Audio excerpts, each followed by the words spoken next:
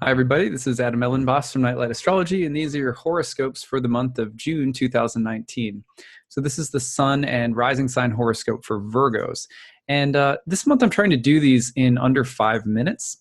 The basic reason for that is that I'm cutting it close to the deadline if I try to get these out at the beginning of the month. And I had a very packed month of May. I was preparing for a professional astrology conference, so I didn't have as much time to prepare these this month as usual. But there are thankfully just like a few themes that are really big, and so easy to organize this month, actually. The major two transits happening, first of all the mutable signs having a really big month. Virgo's no exception.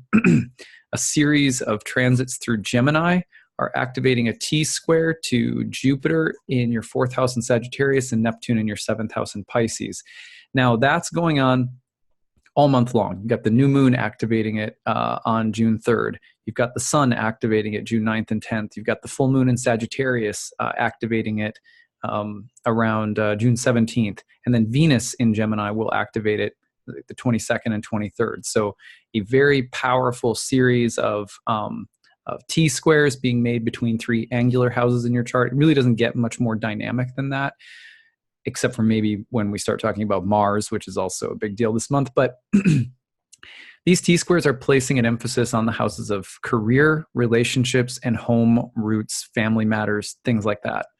So first of all, don't be surprised if there's a lot of stimulation and growth around the topics of home, family, love and relationships, and the workplace all at once.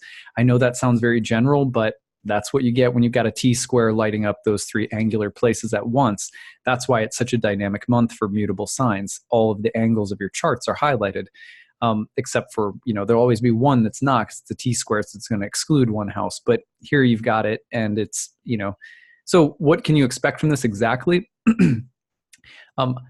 I think one of the issues that might be a part of this are some philosophical debates or challenges between your public life and your private life, your home life and your work life, maybe somehow centering in on important relationships and how they're participating and shaping or defining both private and public commitments. I think that it could be a time where it's hard to see things clearly, or it's hard to make a clear decision.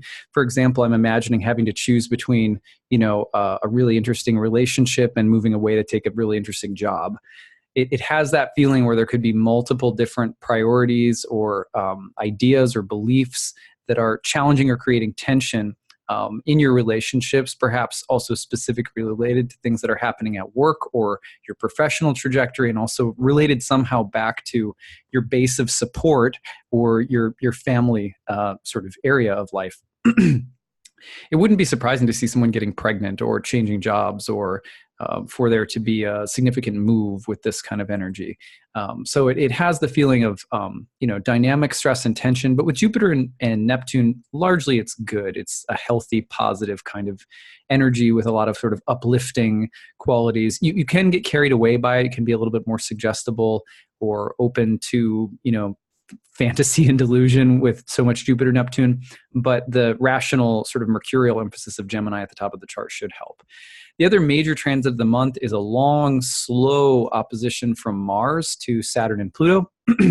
This is happening between your 11th house and the 5th. That'll happen mostly between June 13th and the 21st. Mercury will get in on that right around the summer solstice and oppose Saturn and Pluto. The 11th place is a place that's related to groups and allies, benefactors, colleagues, people that are your resources in the world, that act as helpers in some way.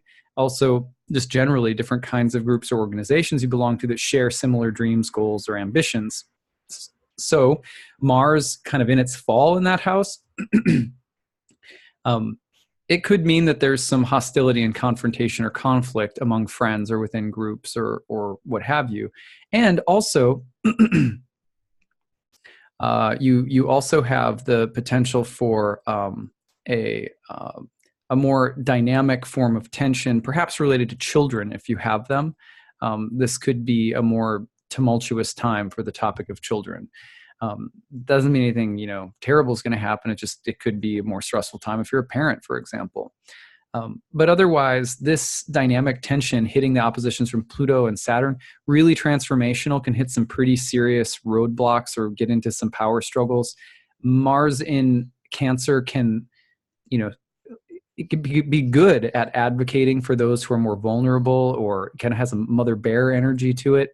So sometimes it may involve defense, protection, advocacy, the themes of women and sort of taking a stand for something that's more feminine in nature. That could come up.